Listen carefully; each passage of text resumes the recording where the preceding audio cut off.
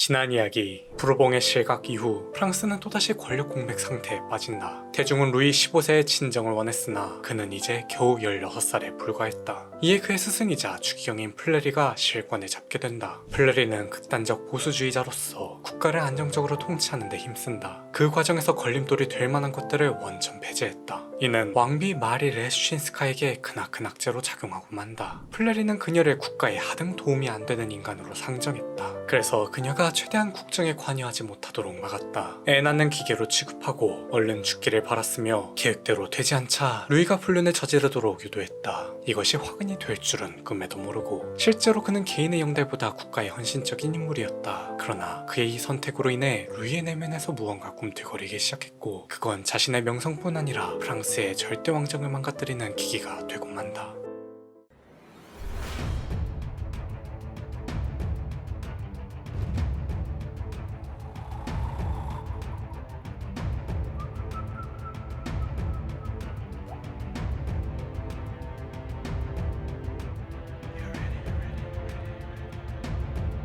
역사로 알아보는 경제 이야기, 방점의 경제사.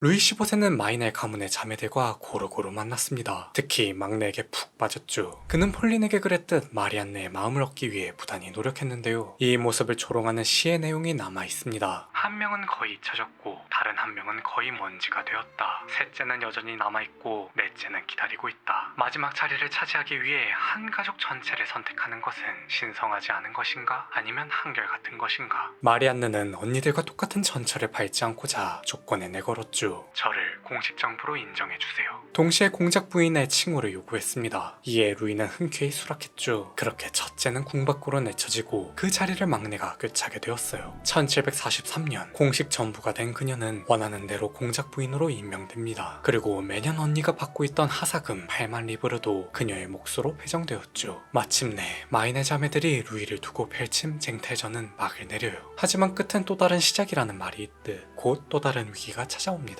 플레리가 사망했죠. 그의 죽음에 모두 패닉에 빠져요. 왜냐하면 무려 20여 년간 국정을 책임진 만큼 그의 빈자리가 너무나도 컸기 때문입니다. 차라리 후계라도 있었으면 좋았으련만 평소 야심가와 음모가를 기피하다 보니 그냥 마음 편하게 죽을 때까지 혼자서 권력을 행사하겠다고 결심했다죠. 루이는 이러한 국가적 위기를 개인의 기회로 삼아요. 그의 나이 33, 드디어 친정을 선포함으로써 분위기 반전을 노린 겁니다. 때마침 무대도 준비되어 있었죠. 그건 바로 오스트리아 왕위 계승 전쟁. 그는 전장에서 자신의 기량을 마음껏 뽐내 국민적 지지를 받을 생각이었어요. 그리하여 프랑스군의 사기를 진작하겠다는 목적으로 원정길에 나섭니다. 그것도 마리안느뿐만 아니라 언니 디안까지 대동해서 말이죠.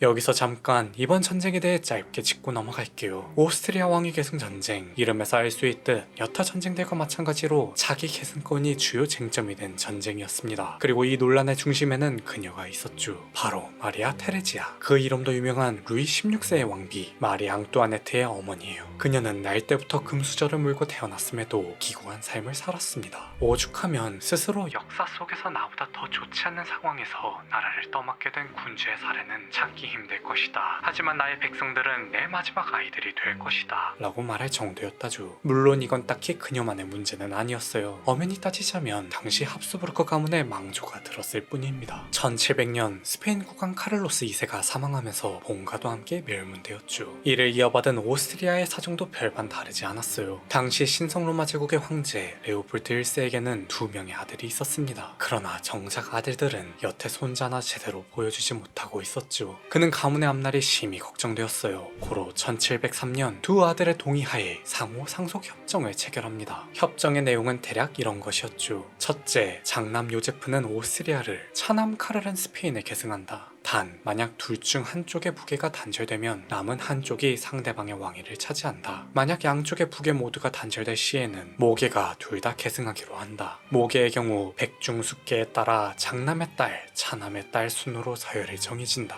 비록 이때는 스페인 왕위 계승 전쟁이 한창 진행 중이라 대외적으로 공표하지는 못했어요. 그럼에도 영원한 숙제를 마친 그는 마음 편히 눈 감을 수 있었죠. 이후 펼쳐질 상황은 꿈에도 모른 채 말입니다.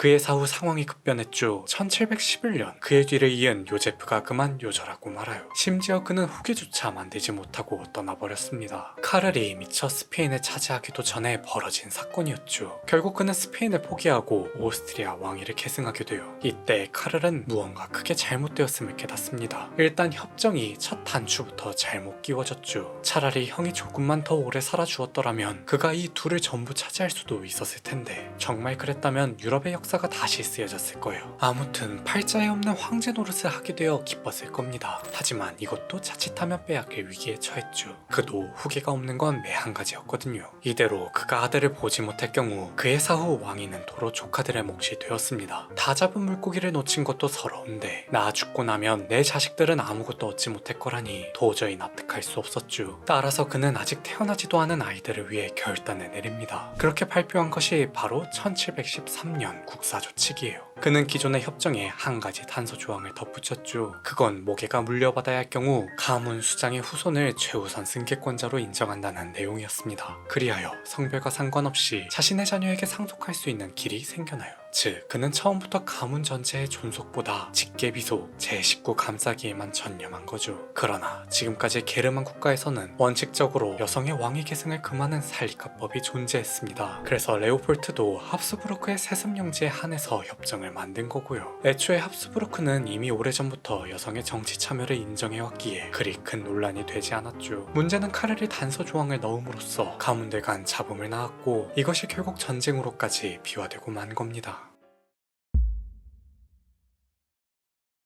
전쟁은 두 진영으로 나뉘어 진행되었죠. 한쪽은 마리아 테레지아를 주축으로 한 국사조칙 찬성파, 다른 한쪽은 카를 알브레히트를 주축으로 한 국사조칙 반대파, 실상 같은 합스부르크 간의 대결이었습니다. 하지만 이 중 알브레히트는 그저 대외적 명분일 뿐 우리가 주목해야 할 인물은 따로 있었어요. 바로 프리드리히 대왕이죠. 대왕이라는 칭호에서 알 수 있듯 그는 프로이센의 군주로서 부국 강병을 이루어낸 입지전적인 인물이었습니다. 그런 그가 알브레히트 편에 서서 오스트리아를 침공해요. 도대체 왜 그랬을까요? 그의 군대는 치명적인 문제를 가지고 있었죠. 그건 바로 돈 먹는 하마라는 것이었습니다. 원래 군대는 소비 집단이라 유지비가 비쌀 수밖에 없긴 해요. 그러나 그의 군대는 도를 지나쳤죠. 왜냐하면 병력의 절반 이상이 외국인이었기 때문입니다. 내 나라, 내 땅, 그리고 우리 자국민과 달리 소속감이 없는 이들을 계속 붙들려면 그에 상응하는 무언가를 제공해야 했어요. 그게 바로 돈이었죠. 지금도 그렇듯 단결과 결속 그리고 충성심을 고취시키려는데 돈만큼 확실한 건 없으니까요. 그런데 제국이 적연히 시끌시끌하니 이참에 한탕 뛰어보려는 심산이었던 겁니다. 그는 가장 먼저 슐레지엔을 장악했죠. 당시 이곳은 오스트리아 대공국의 국경지대이자 철과 석탄이 풍부한 지역이었거든요. 이를 바탕으로 한 상공업이 크게 발달해서 무려 오스트리아 세금 수입의 22%를 책임지고 있었습니다. 이에 눈치만 보고 있던 주변국들도 하나둘 베팅을 하기 시작했죠. 바이에른 공국과 스페인, 그리고 나폴리 왕국이 알브레히트를 지원, 프랑스도 우방인 바이에른에 원군을 보낸다는 명분으로 지원해요. 프랑스와 숙적 관계였던 영국은 테레지아를 지원하니 본격적으로 오스트리아 왕위를 둘러싼 국제전쟁이 펼쳐집니다.